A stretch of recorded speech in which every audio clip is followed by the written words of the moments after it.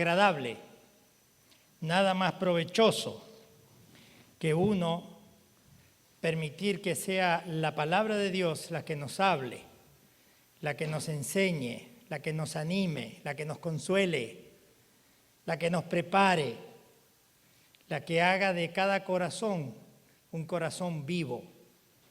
Y eso solo lo puede hacer la palabra, solo lo puede hacer el Espíritu de Dios. Así que en esta mañana vamos a tratar de hacer un estudio de algo que tiene que ver con la controversia final.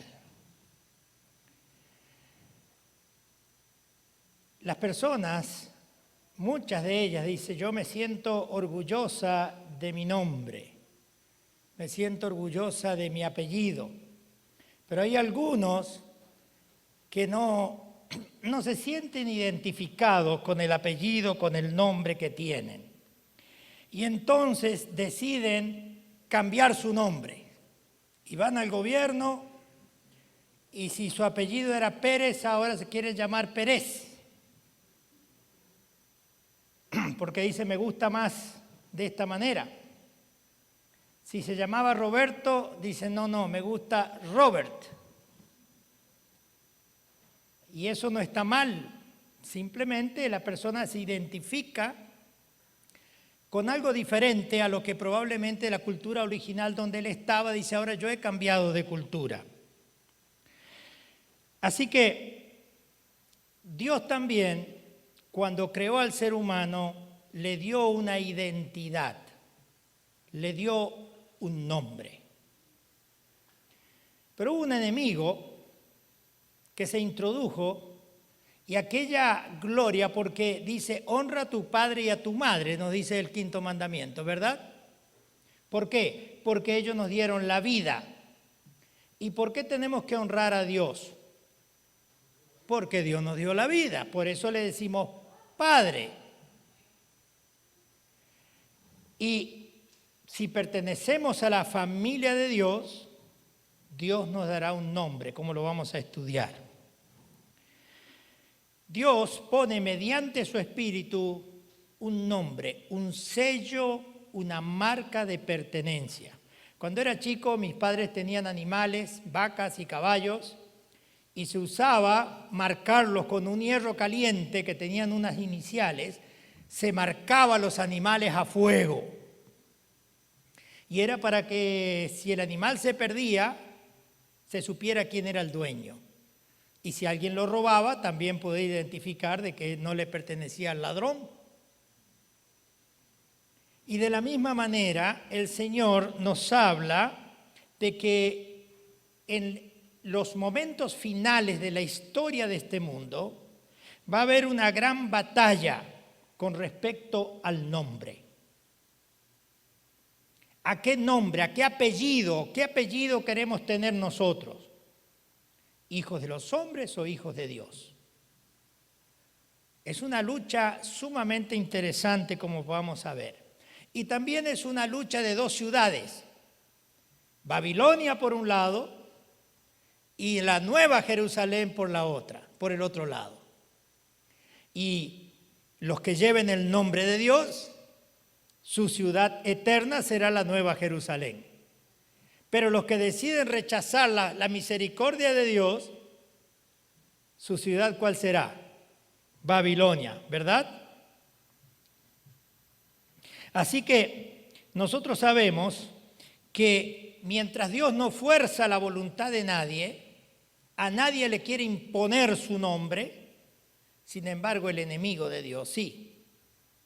Él no pide permiso, él toma la presa, arrebata, controla, fuerza la voluntad y pone una marca de autoridad, porque mientras Dios dice yo soy la autoridad, el enemigo, Satanás, dice no, yo soy la autoridad.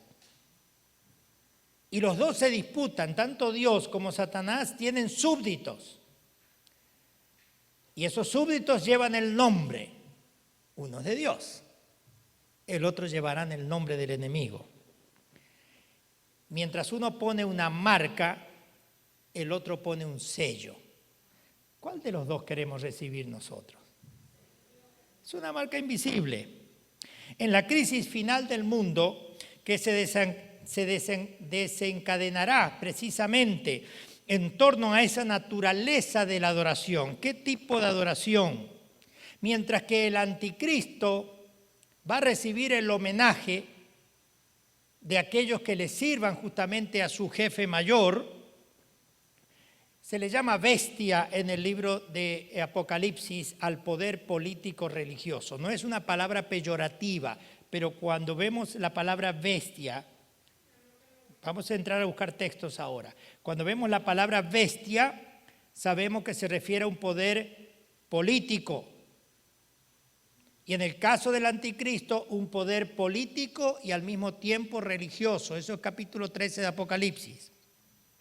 Bien.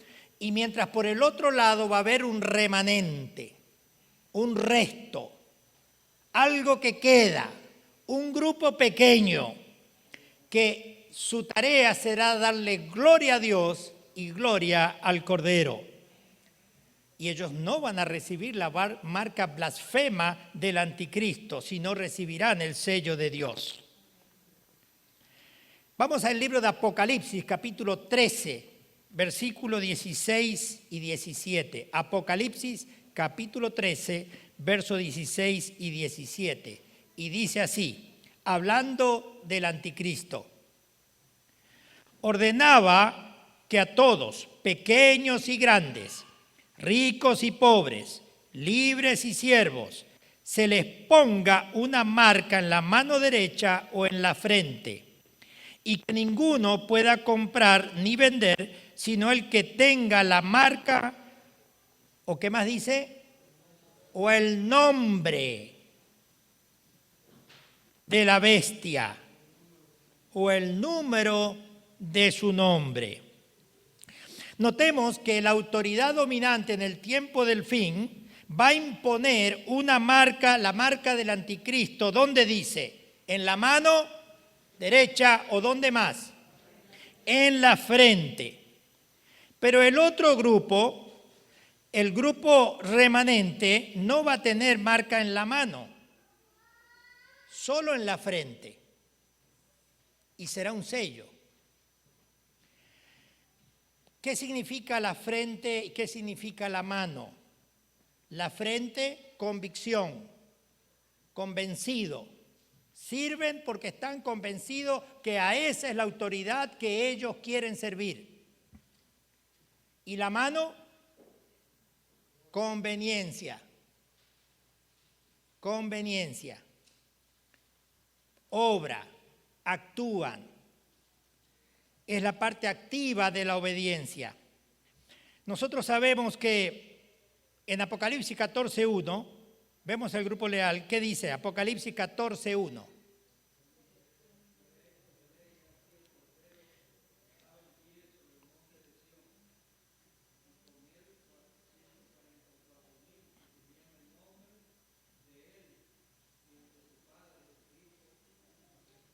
Notemos, dice, miré, vi al Cordero sobre el monte de Sión. Acá ya tenemos otra palabrita que la vamos a ver qué interesante. ¿Dónde está el Cordero?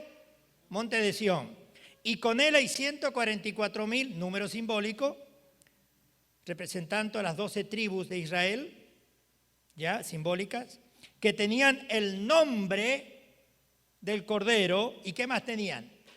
El nombre de su Padre, escritos en la frente. Sí. El grupo leal al cielo recibe el sello divino únicamente en la frente por una razón simple. No hay en ese grupo ninguno que se someta a la voluntad del anticristo, sino a la voluntad del Señor. Y están convencidos de que su servicio es un servicio genuino y están adorando solo a quien tienen que adorar. En el grupo del anticristo puede haber gente que no esté convencida y que sabe que el anticristo es mentiroso, pero por conveniencia recibirán la marca en la mano. El Señor dice, sábado no harás ningún trabajo, pero es el día que yo más dinero hago.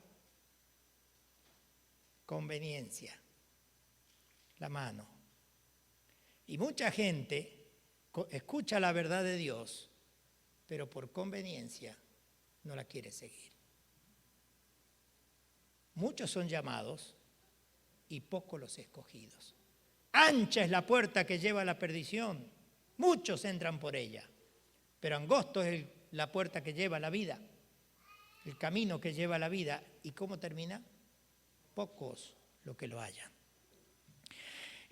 Ahora, en el tiempo del fin, no va a haber nadie que pueda ser neutral. Nadie podrá decir, bueno, yo no estoy ni con aquel ni con este otro. Ustedes saben que llega el momento de la política y en Estados Unidos es bipartidismo, hay solo 2 partidos. Y usted puede decir, mira, yo no estoy ni con uno ni con otro, yo soy ni. Pero en el caso del cielo, en el caso aquí, llegará un momento donde nadie podrá decir soy ni. O vamos a estar con el sello o vamos a estar con la marca. O en la frente o en la mano. Y lo interesante de esto es que los que sirven a Dios deciden pertenecerle y lo hacen en total y plena libertad. Esa marca de identidad del anticristo se someterán al príncipe rebelde que lo facultan. Vamos al libro de Apocalipsis, capítulo 13. Apocalipsis, capítulo 13, verso 3 y verso 4.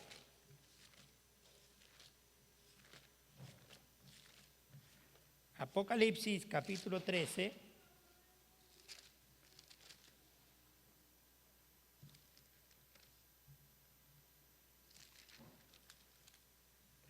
Dice lo siguiente. Vi una de sus cabezas como herida de muerte, y su herida de muerte fue sanada, y se maravilló algunos en la tierra. No, todos. En pos de la bestia, del anticristo. Y el verso 4 dice, y adoraron al dragón que había dado autoridad a la bestia. ¿Quién es el dragón?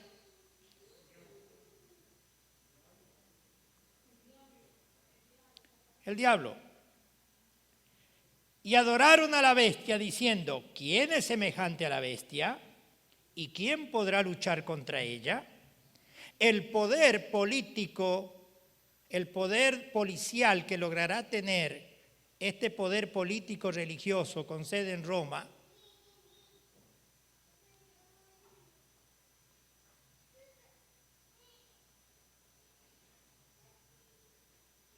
este poder político religioso con sede en Roma será un poder que toda la tierra se maravillará. Y lo estamos viendo.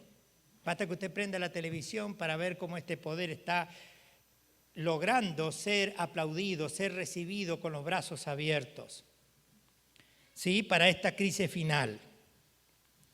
Ahora, toda esta controversia final gira en torno al nombre que cada uno debe recibir. Por eso es importante tener en mente que al considerar el simbolismo del nombre y del número de la bestia, porque vimos que aquel que van a recibir, el nombre que tenga el nombre o el número de la bestia, y algunos pretenden buscar símbolos aquí. Ahora, lo más significativo aquí no es el número, sino es el nombre. El número nos va a ayudar a encontrar el nombre. ¿Y por qué hay tanta importancia en encontrar el nombre? Bueno, esta batalla de nombres, si podemos decirlo así, tiene que ver con la autoridad. Aquí vimos.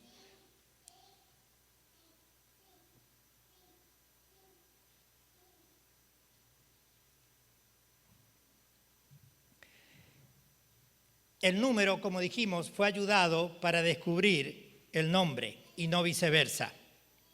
Mientras que el nombre de Dios y del Cordero no es un misterio, por consiguiente no necesita identificarse con un número. De hecho, nosotros no vemos en la Biblia, no hay un número para Dios, para identificarlo, porque no se necesita. Sin embargo, para desenmascarar a la bestia, Dios nos da el número. el número del anticristo. ¿Qué significa anticristo? El que está en lugar de Cristo, o el que pretende ocupar el lugar de Cristo. Es un nombre blasfemo, porque el Cristo es Dios, y aquel que pretende ocupar el lugar de Dios comete blasfemia. Aquel que pretende tener el nombre de Dios y no lo tiene, está blasfemando. Ahora, ¿dónde puso? Para poder entender esto, vamos a ver dónde Dios puso su nombre. Nosotros sabemos que al final, en la lucha por el nombre de Dios, el que va a triunfar va a ser el nombre de Dios. Pero después de la creación, después de la caída, nosotros vamos al libro de Génesis, capítulo 4, verso 26, y nos dice que los hijos de Set comenzaron a llamarse con el nombre del Eterno. Y entonces, en Génesis capítulo 6, verso 2, dice, se los conoció como hijos de Dios. Los que se identificaron con el nombre de Dios y los hijos de Dios se salvaron. Los que no, se perdieron. Los descendientes de Noé se apartaron de Dios. Vamos a ir al libro de Génesis, capítulo 11. Una historia muy interesante aquí. Génesis, capítulo 11. Y allí vemos lo siguiente, del versículo 1 en adelante. Que tenía toda la tierra un solo lenguaje y unas mismas palabras. Y el versículo 4 dice, dijeron, vamos, edifiquémonos una ciudad y una torre, cuya cúspide llega al cielo. ¿Y qué querían hacer? Hagámonos un nombre. Curioso, ¿verdad? ¿Qué querían tener ellos? Su propio apellido, su propio nombre. No querían pertenecer a la familia de Dios. Se sentían avergonzados del nombre de Dios. Querían hacerse de otro nombre. Renegaban del nombre de Dios. Y fíjense lo que dice, por si fuéramos esparcidos.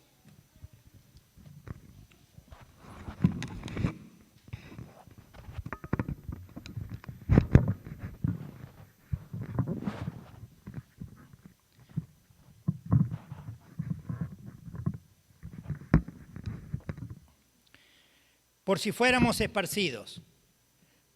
Ahí vemos entonces ya que empieza a haber una lucha. Ups, como este micrófono, ¿verdad? Ya. Una lucha. Y entonces vemos que dice,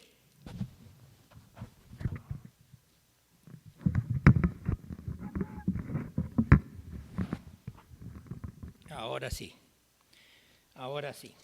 Entonces, en esa lucha, dice, hagámonos un nombre. El verso 6 dice, y dijo Jehová, he aquí el pueblo es uno y todos tienen un solo lenguaje. Y han comenzado a obrar y nada les retraerá ahora de lo que han pensado hacer. El verso 7, ahora pues descendamos y confundamos allí su lengua para que ninguno entienda el habla de su compañero. Así los esparció Jehová. Ellos querían tener un nombre para no ser esparcidos. Y Dios dijo, ustedes se están uniendo, pero para la maldad. Así que, ¿qué hizo Dios? Los esparció. ¿Bien? Pero ellos querían hacerse un nombre para identificarse.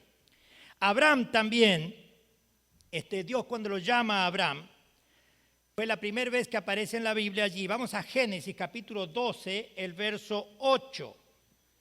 Y allí leemos lo siguiente. En el verso 7 nos dice que Abraham edificó un altar y el verso 8 dice, y se pasó de allí a un monte al oriente de Betel, tendió su tienda, teniendo en Betel al occidente y ahí al oriente, y edificó allí un altar a Jehová e invocó, ¿qué cosa? El nombre de Jehová, el nombre de Dios. Y llegó esa promesa, se cumple, esa descendencia constituye un pueblo y ese pueblo decidió identificarse precisamente con el nombre de Dios. Había muchos pueblos en la época de Abraham, pero había un solo pueblo que decidió identificarse con el nombre de Dios. De hecho, Israel significa el que lucha con Dios. no solo con Dios y con los hombres. Se trata de una batalla espiritual donde en esa crisis que tuvo allí Israel, tuvo que decidir de qué parte quería estar. Y triunfó. Y por eso Dios le cambió el nombre. Y reclamó la bendición divina. Y Dios le dio esa bendición divina. Una experiencia semejante tendrá el último remanente de la simiente santa del Israel de Dios. Y estamos hablando probablemente de lo que estamos sentados aquí en esta mañana. Y aquellos que nos escuchan. Vamos a ir a Apocalipsis capítulo 12, verso 17. Apocalipsis capítulo 12, verso 17. ¿Qué leemos allí? Dice lo siguiente. Entonces el dragón se enfureció contra la mujer, la iglesia de Dios, y se fue a hacer guerra contra el remanente de la simiente del nuevo Israel, los cuales guardan los mandamientos de Dios y tienen el testimonio de Jesucristo. Y ahora vamos a ir viendo qué relación hay el nombre y el testimonio.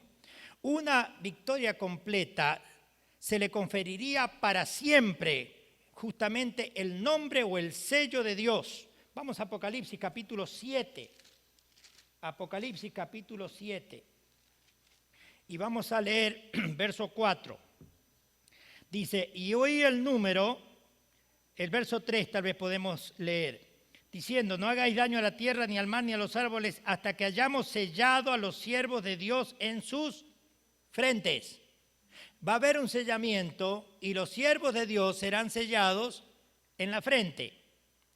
Entonces dice el verso 4, y el número de los sellados, 144,000 sellados de todas las tribus de los hijos de Israel. Rapidito, por alguno dice, número es literal, imposible. La tribu de Israel, las 10 tribus desaparecieron cientos de siglos antes de Jesús. El nuevo Israel, como Pablo dice, tiene que ver, porque no es hijo de Abraham el que lo es por la sangre, sino el que lo es por la fe. ¿Sí? Por eso es un número simbólico. No tenemos tiempo de desarrollarlo ahora, pero solamente ese apartado podemos decir. Así que allí tenemos entonces que tenemos un grupo de sellados, un grupo de sellados. Y vamos a ver que también a Moisés, cuando Dios le prepara la tierra prometida, le da la tierra prometida, las naciones que tenía que eliminar tenían sus dioses y tenían lugares de culto y debían comenzar cuando con Josué y Caleb empezaron a conquistar la tierra, tenían una tarea importante que hacer. Y ellos tenían que extirpar el nombre de los dioses que ocupaban esas tierras. En su lugar debían construir un templo para donde Dios, el Eterno, pusiese su nombre. Vamos al libro de Deuteronomio, capítulo 12, versos 2 al 5. Deuteronomio, capítulo 12, versos 2 al 5. Dice lo siguiente. Destruiréis enteramente todos los lugares donde las naciones que vosotros heredaréis sirvieron a sus dioses. En lo alto de los montes, en los collados y debajo de todo árbol frondoso.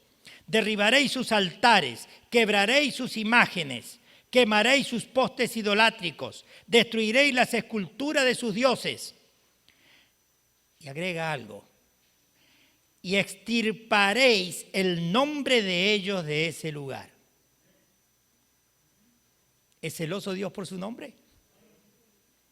No haréis así al Eterno vuestro Dios, sino que solo en el lugar que Él elija de todas vuestras tribus para poner allí la morada de su nombre, ese buscaréis y allá iréis. Los dioses paganos tenían muchos lugares de culto. Dios dice, no, a mí me van a adorar donde yo ponga mi nombre, solo allí donde está mi nombre. Vemos en estos pasajes esa guerra entonces entre el nombre de los dioses y el nombre del Dios verdadero. Y eso se repetirá en el tiempo del fin. Eso viene de hace mucho tiempo y está vinculado a la adoración y a los mandamientos de Dios por un lado, como lo vamos a ver. Vamos al libro de Deuteronomio, capítulo 12, verso 1. Deuteronomio 12, 1. vemos allí lo siguiente. Estos son los estatutos y derechos que cuidaréis por poner por obra en la tierra que Jehová, el Dios de tus padres, te ha dado para que la poseas todos los días que vosotros vivieres en la tierra. Acabamos de leer los versículos que siguen.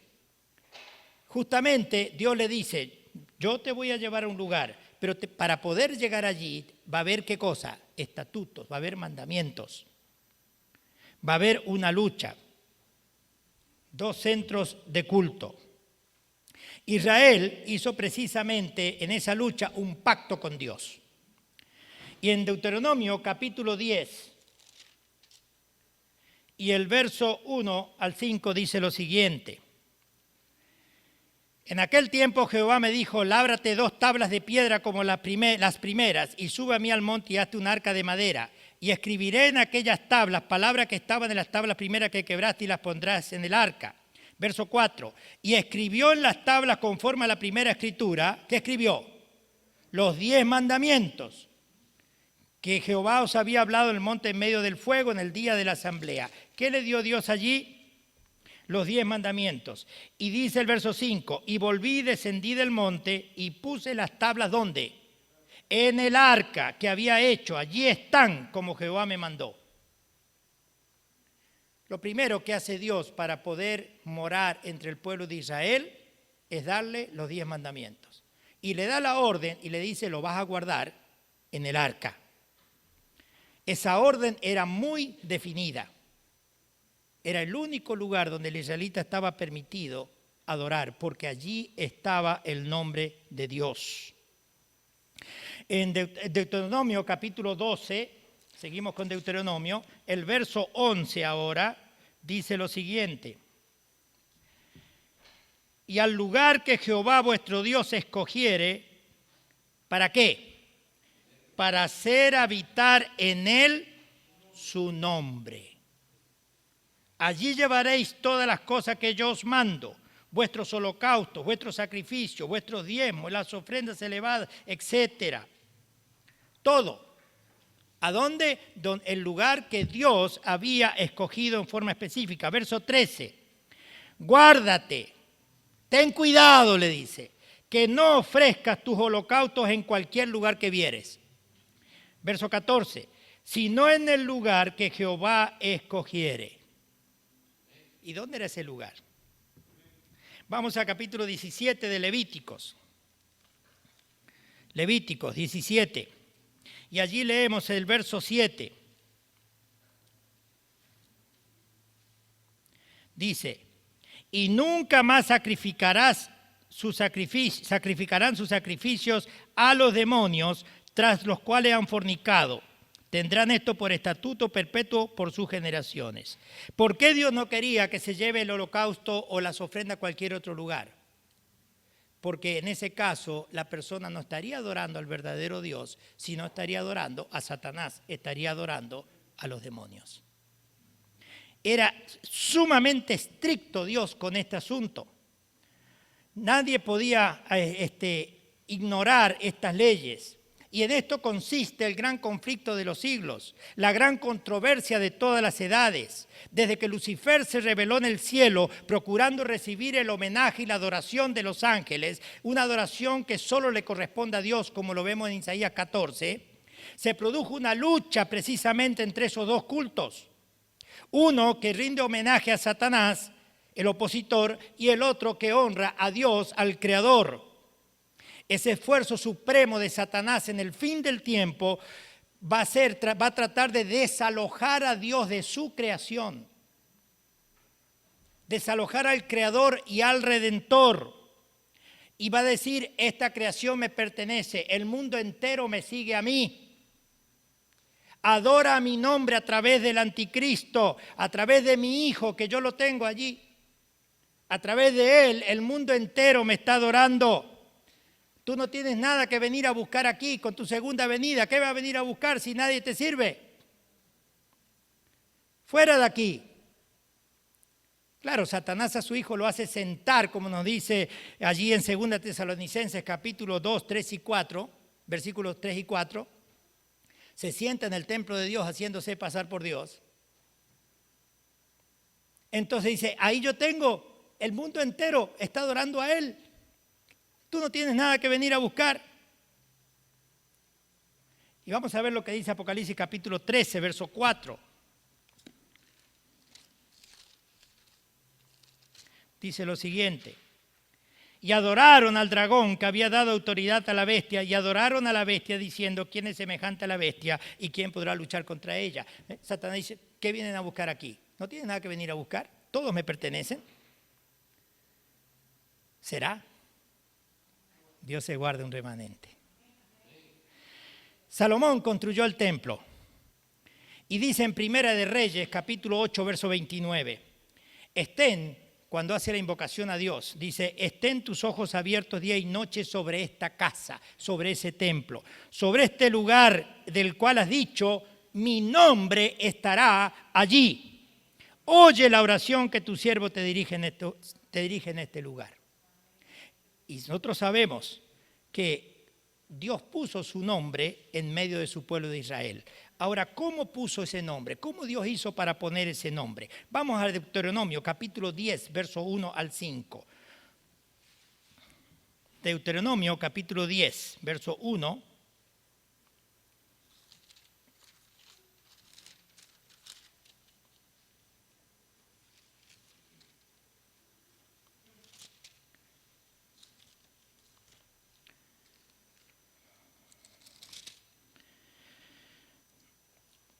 Dice, en aquel tiempo el Eterno me dijo, labra 2 tablas de piedra y ponla en el arca de madera, los 10 mandamientos. Estoy saltando versículo, hermano. Y en el 8 dice, y en ese tiempo el Señor eligió la tribu de Leví para llevar el arca del pacto del Eterno, para estar ante el Eterno y para bendecir en su nombre.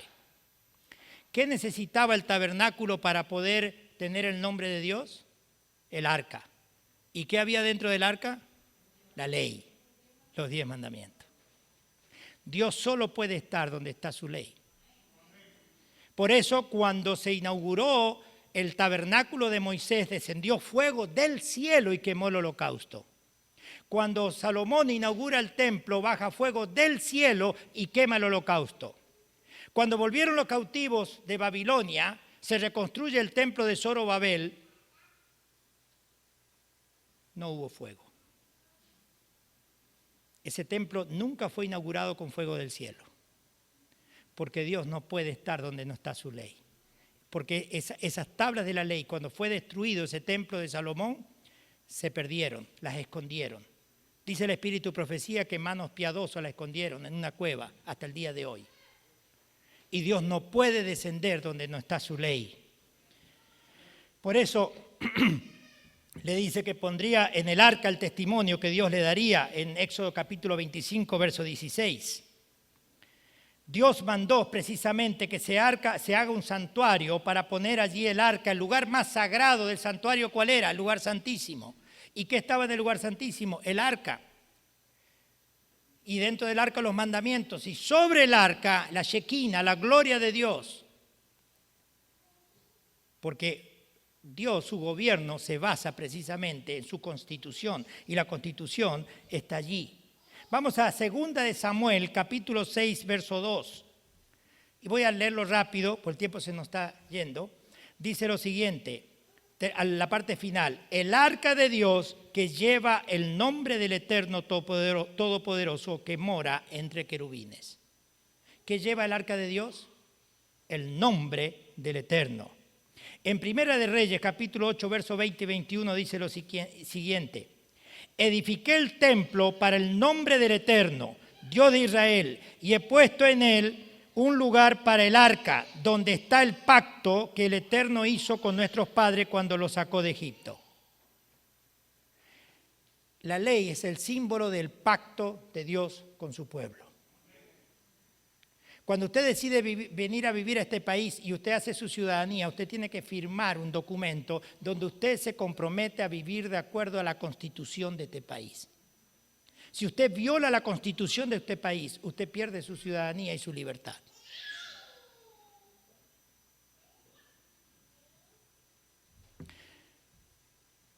¿Será que pasa lo mismo con la ley del cielo?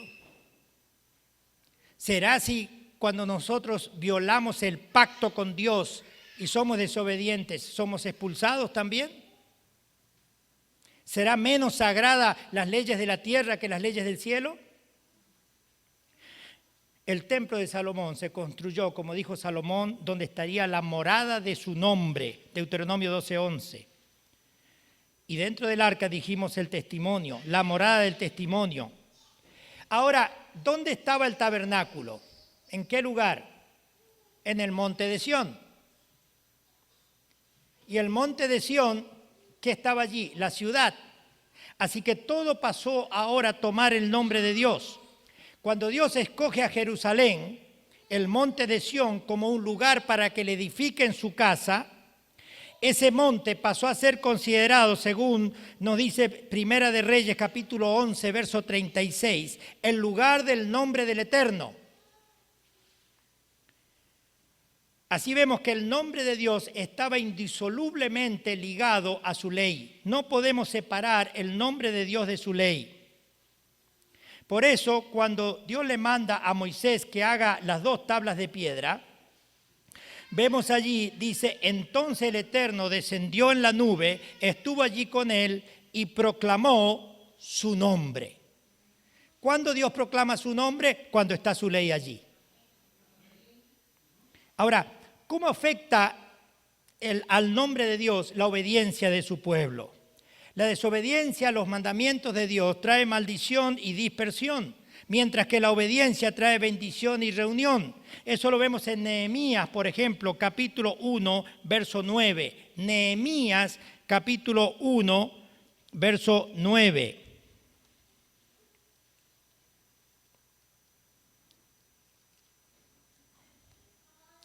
Dice, pero si os volviereis a mí y guardareis mis mandamientos, y los pusiereis por obra, aunque vuestra dispersión fuera hasta el extremo de los cielos, de allí os recogeré y os traeré al lugar que escogí para hacer habitar allí, ¿qué cosa? Mi nombre.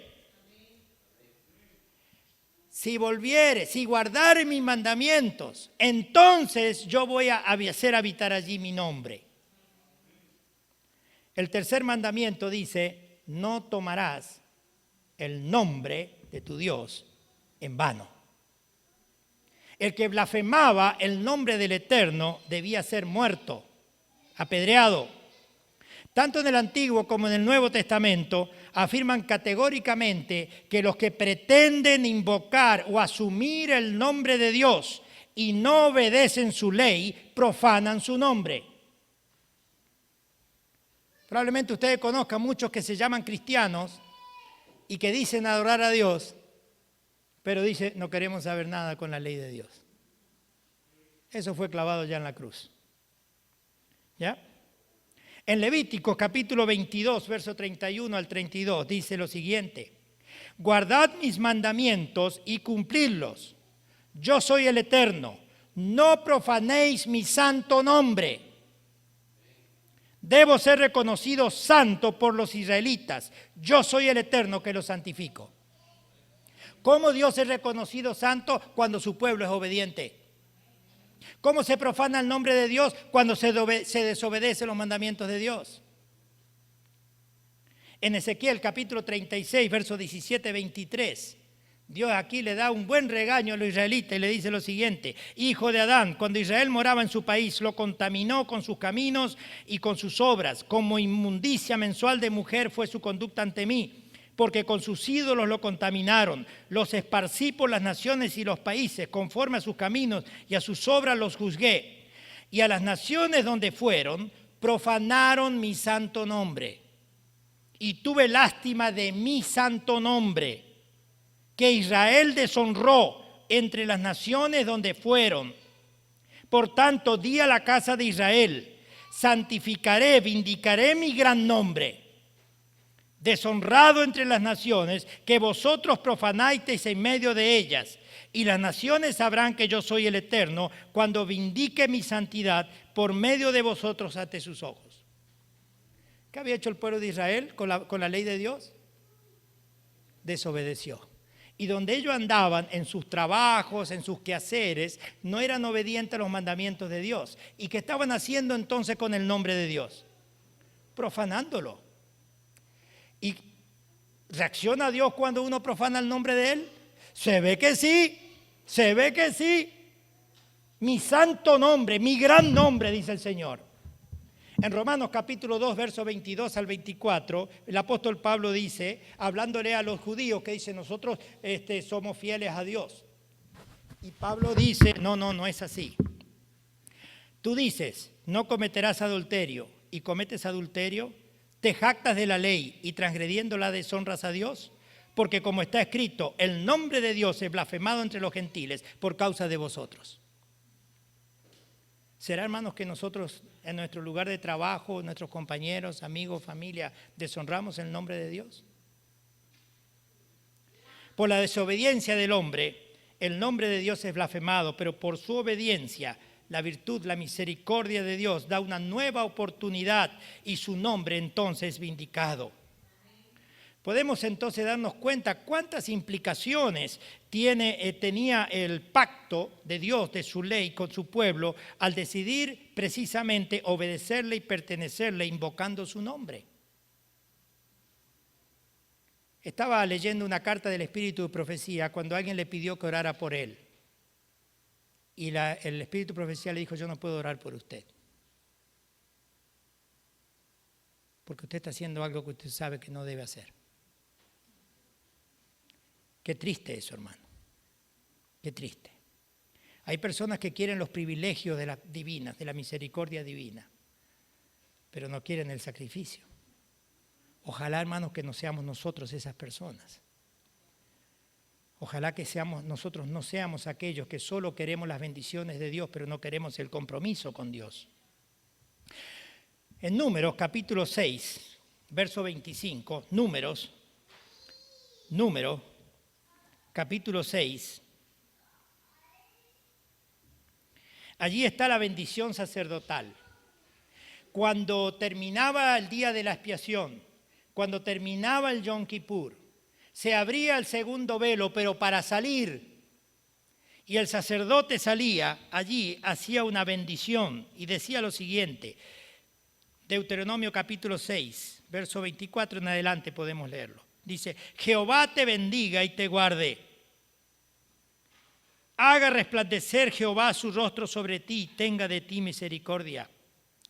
Jehová alce sobre ti su rostro y ponga en ti paz.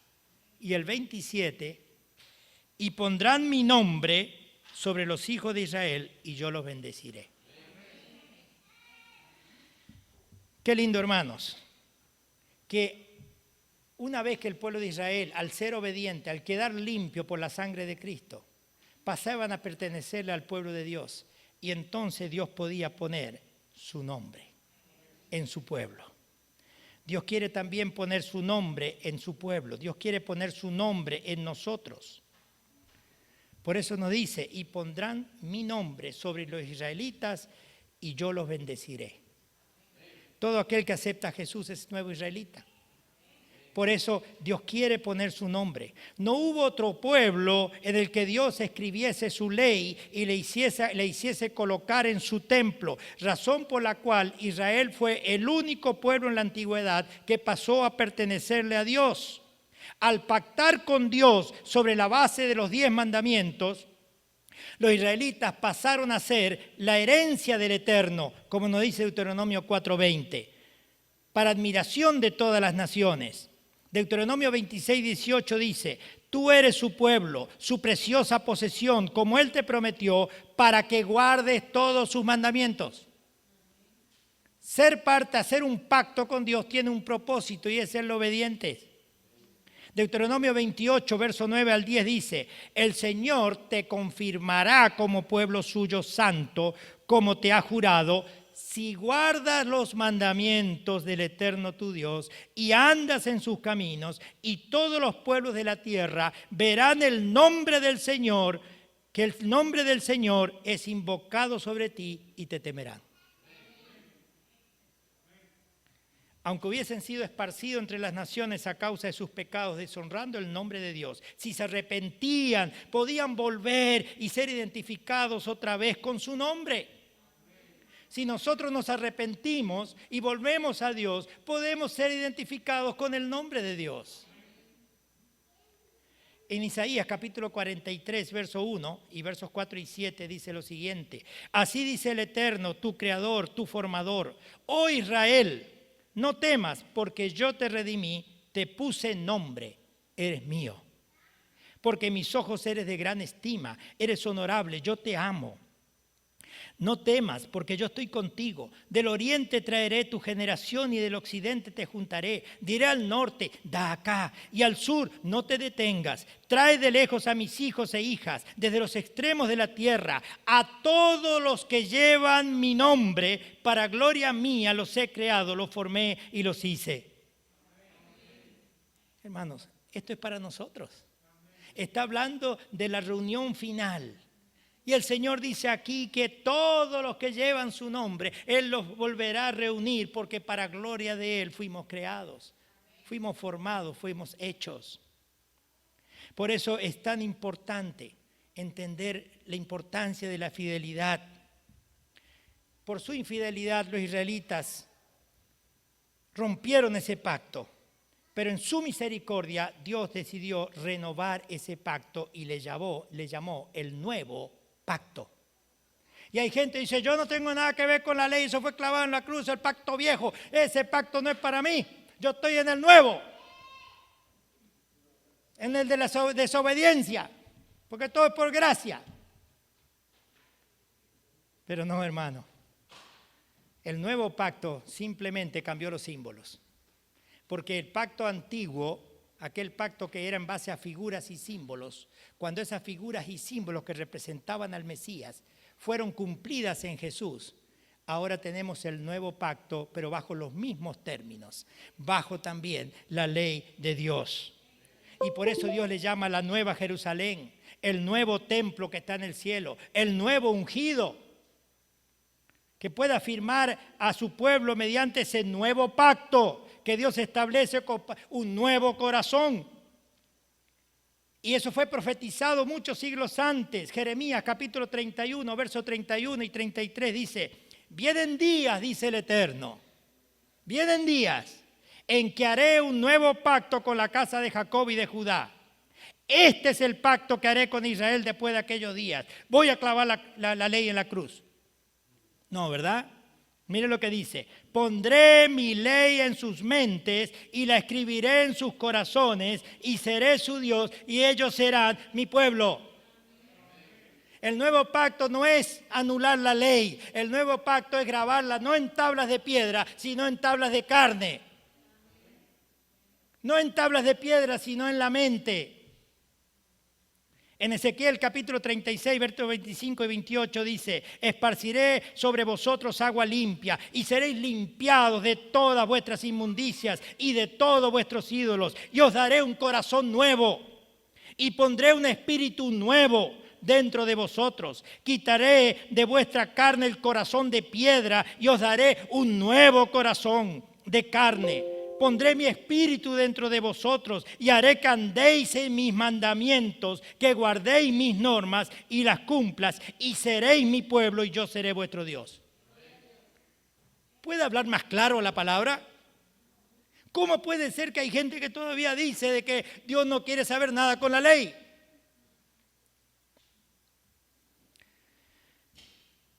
Cuando Jesús entró al templo, entró la gloria de Dios. Porque Jesús encarnó la palabra. La palabra tiene los mandamientos. Jesús vivió los mandamientos. Y Jesús vino con el propósito de hacer ese nuevo pacto. No para escribir la ley en tablas de piedra, sino para escribirla en nuestros corazones. Escribirla en nuestras mentes. Vamos al libro de Hebreos capítulo 10. Hebreos capítulo 10, verso 16.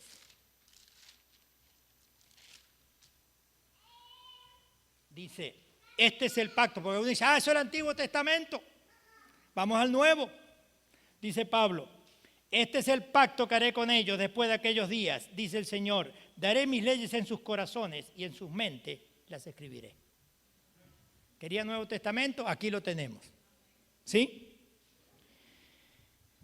Y Juan, en el capítulo 14, versos 15 al 17 y versos 20, 21 y 23 dice, si me amáis, guardaréis mis mandamientos.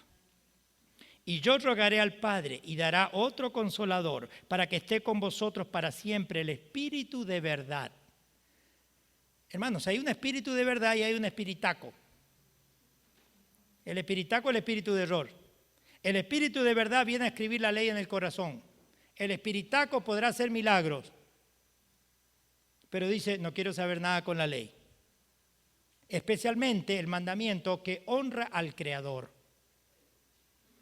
Satanás no es tonto, no eligió cualquier mandamiento para sacarlo, sino aquel que glorifica a su rival, que glorifica al Hacedor, al Creador. Y dice, en aquel día conoceréis que yo y mi Padre, y vosotros en mí, y yo en vosotros. El que tiene mis mandamientos y los guarda, ese es el que me ama. Y el que me ama será amado por mi Padre, y yo lo amaré y me manifestaré a él. Y el que me ama guardará mi palabra, y mi Padre lo amará, y vendremos a él y habitaremos en él.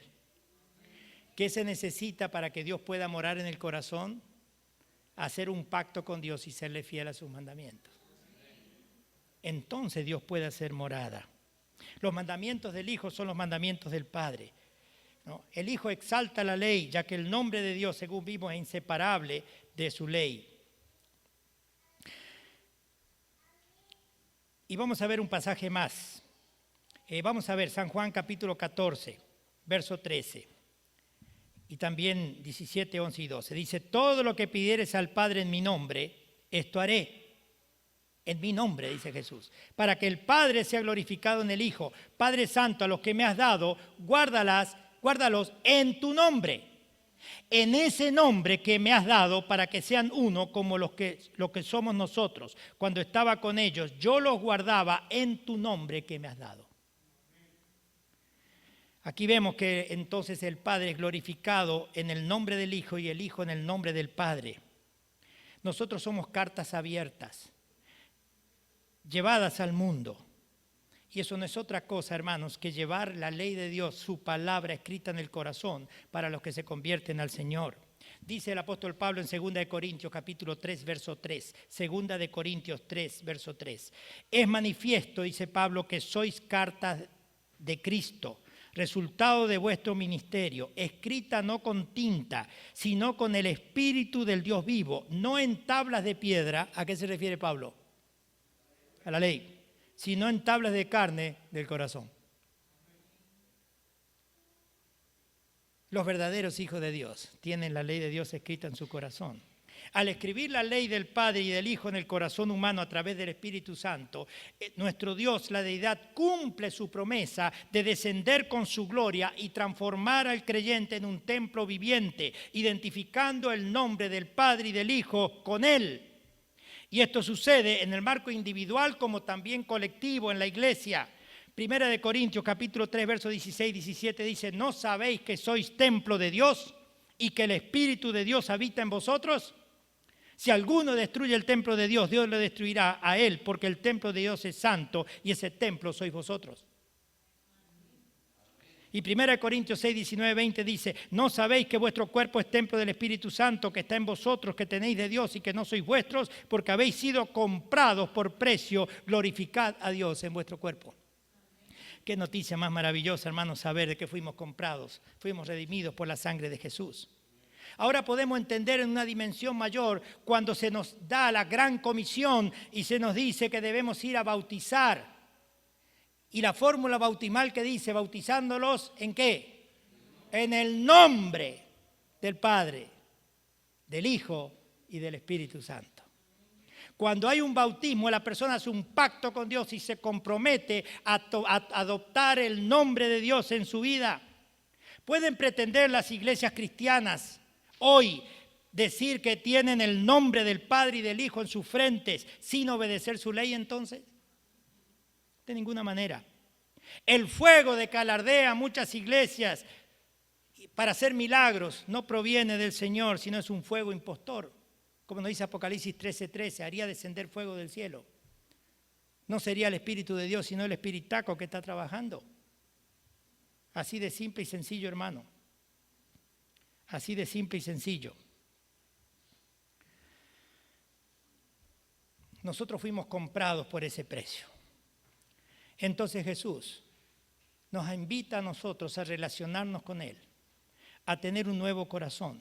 Y nos dice en Apocalipsis 3:8, especialmente del mensaje a la iglesia de Filadelfia, la iglesia ya que abre la entrada al tiempo del fin. Y vamos a ver qué curioso es lo que aquí menciona. Vamos a ir a Apocalipsis capítulo 3, versos 7, 8. Yo conozco tus obras, he aquí he dado una puerta abierta delante de ti, la cual ninguno puede cerrar, porque aún tienes un poco de fuerza, y has guardado mi palabra, ¿y qué dice? Y no has negado mi nombre. No has negado mi nombre. Eso a pesar de que tenían que sufrir bajo los que pretenden nominalmente ser ¿qué? Miren qué curioso el verso 9. He aquí yo entrego en la sinagoga de Satanás a los que dicen ser judíos, o sea, a los que dicen ser israelitas. Nosotros somos cristianos, nosotros seguimos al Señor. ¿Pero qué? No lo son. Les llama sinagoga de Satanás. Sino que mienten. Somos cristianos, somos israelitas, pero están bien identificados, ¿sabe? El Señor no se le escapa. Están bien identificados. Entonces el verso 9 dice, miente, de aquí yo haré que vengan y adoren delante de tus pies y que reconozcan que yo te he amado. Por cuanto has guardado la palabra de mi paciencia, o sea, sus mandamientos, yo también te guardaré de la hora de la prueba que ha de venir sobre todo el mundo para probar a los que moran sobre la tierra. En Romanos capítulo 2. Romanos capítulo 2.